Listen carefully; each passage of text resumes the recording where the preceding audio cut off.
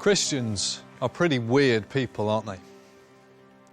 Christians celebrate the brutal death of Jesus. Think about that. It's a pretty weird thing to do. No other religion celebrates the death of its leader. But for Christians, the death of Jesus Christ is massively important. Why is that?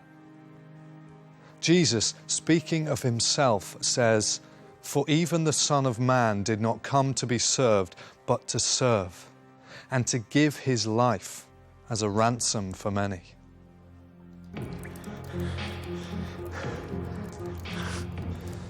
Jesus spent several years traveling around the countryside from village to village and from town to town, preaching to people and performing miracles. But he tells his disciples he has come to give his life as a ransom for many. That his death releases people who are held in a hostage situation. We are held captive by sin, and the ransom to be paid is blood.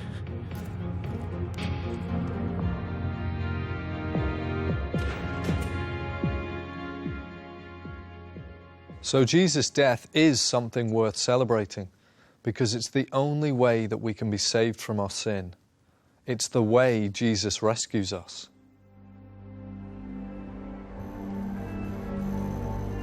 It was brutal, scary, and public, but not surprising.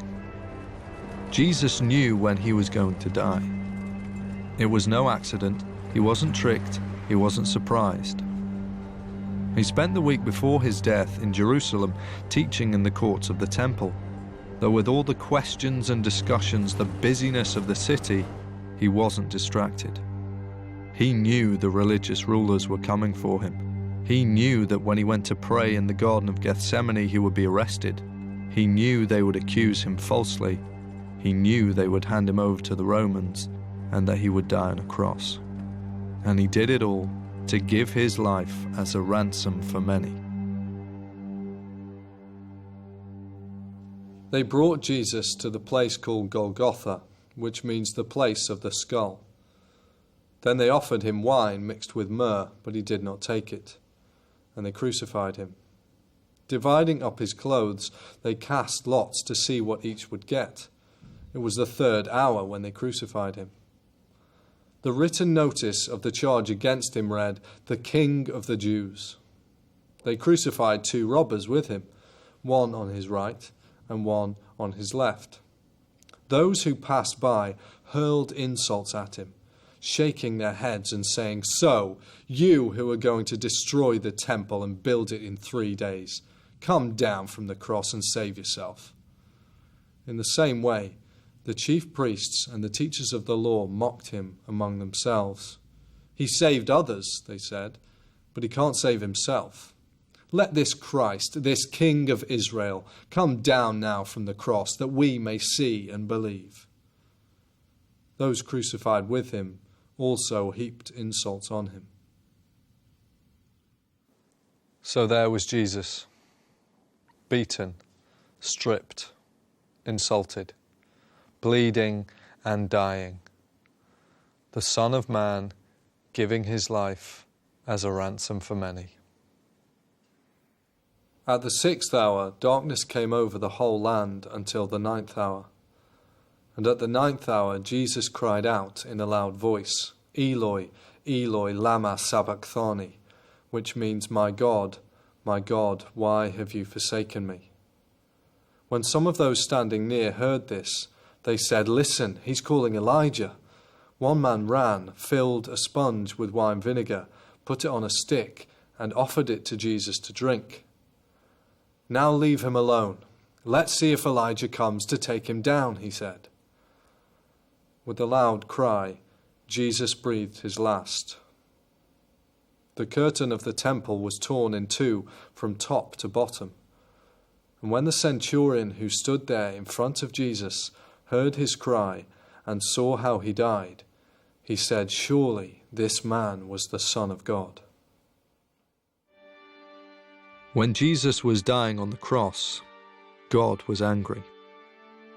At the 6th hour, darkness came over the whole land until the 9th hour. All the way through the Bible, darkness is a sign of God's judgment and anger.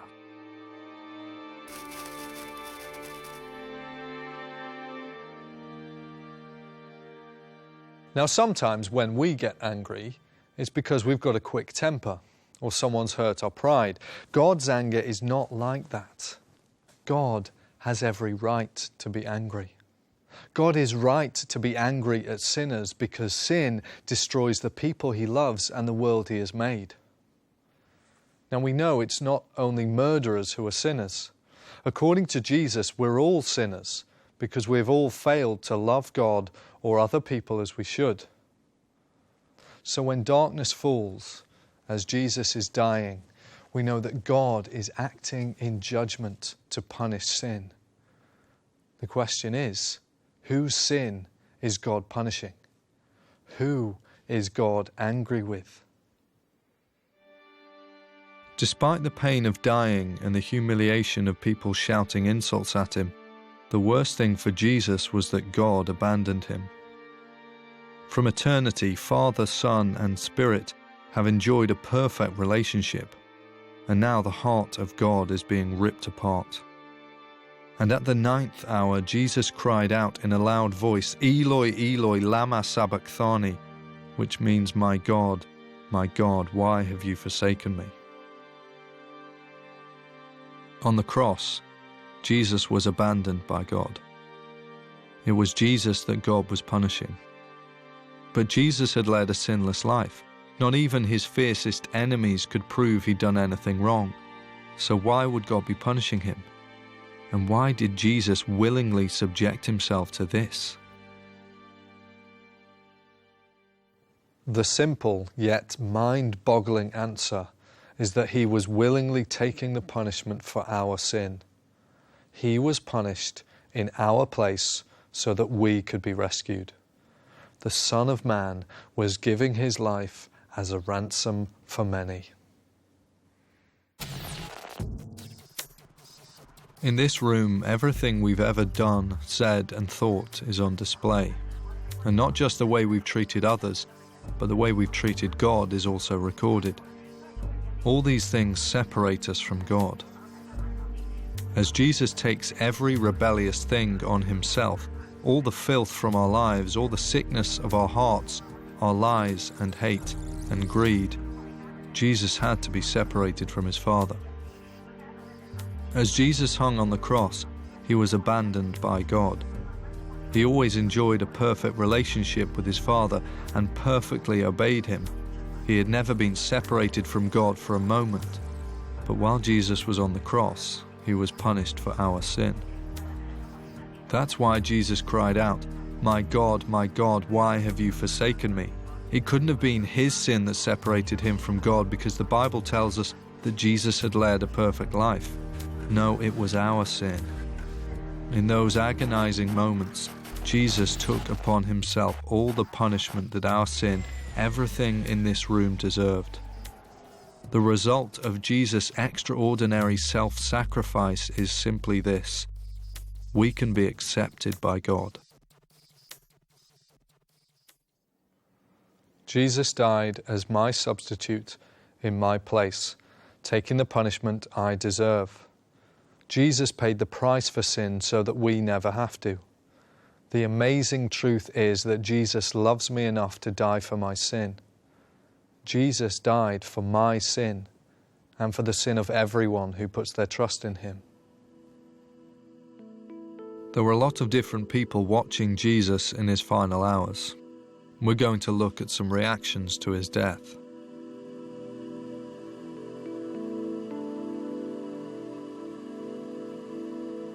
Wanting to satisfy the crowd, Pilate released Barabbas to them. He had Jesus flogged and handed Him over to be crucified.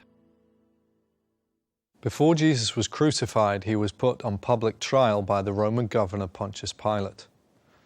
Pilate had the choice of whether to release a murderer named Barabbas or Jesus. Pilate knew Jesus was innocent, but he gave in to peer pressure. He gave in to what the crowd told him to do. He cared most about his image, his popularity, his reputation. He was a coward, so he handed over an innocent man to be killed. Like so many people, he cared more about what others thought of him than doing the right thing. He went with the crowd.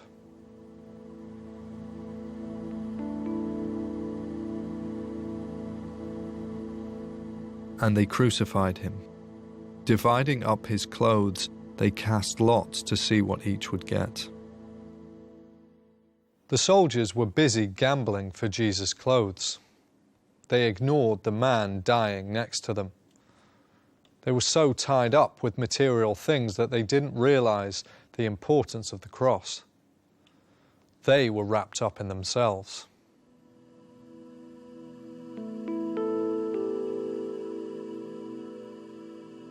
In the same way, the chief priests and the teachers of the law mocked him among themselves.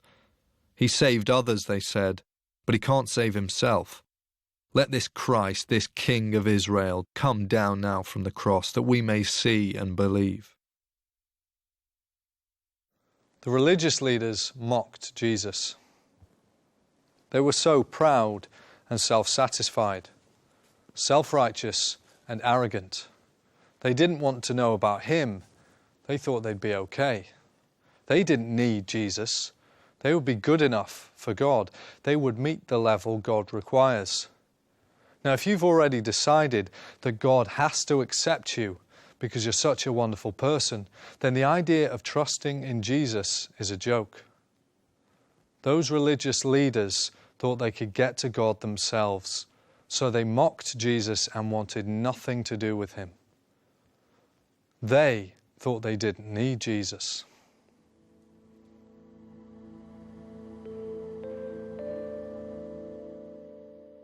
And when the centurion who stood there in front of Jesus heard his cry and saw how he died, he said, "Surely this man was the Son of God."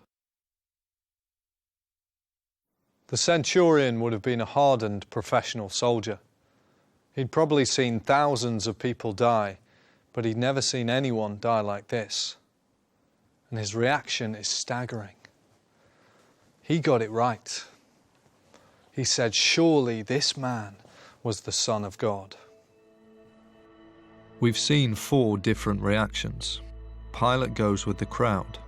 The soldiers are wrapped up in themselves. The religious leaders think they don't need Jesus, and the Roman centurion gets it right. Jesus is dying on the cross to pay for our sin, giving his life as a ransom for many. So for Christians to celebrate the death of Jesus isn't weird at all. It's actually the only sane thing to do.